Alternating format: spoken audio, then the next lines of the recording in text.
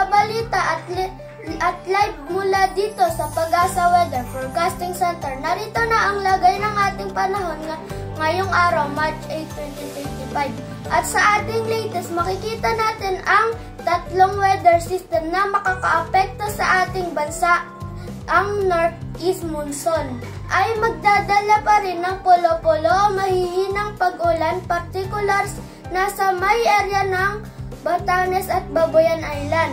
Samantala, ito namang si easterlies o ang hanging nagmumula sa karagatan Pacific ay magdadala naman ng mga pag-ulan, partikular na dito sa may silangang bahagi ng Visayas at Mindanao. Malamig ang hangin amihan habang mainit naman ang easterlies at yung banggaan naman na dudulot naman ng pagkakaroon ng shoreline at ito naman ay magdadala ng pag-ulan, partikular na sa bahagi naman ng mainland Cagayan kasama ang Kalinga, Apayao sa Cordillera at ang area naman ng Aurora sa may bahagi ng Central Luzon.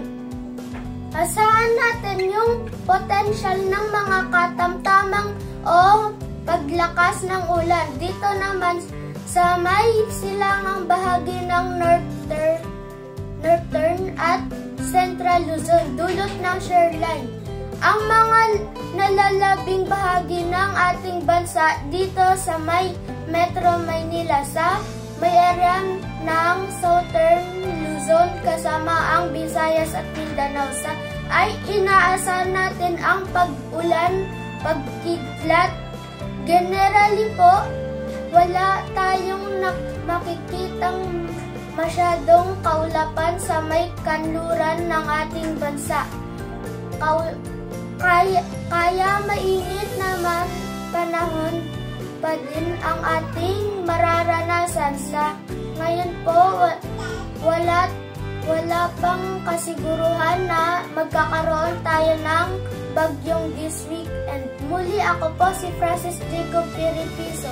Marami pong salamat sa inyo.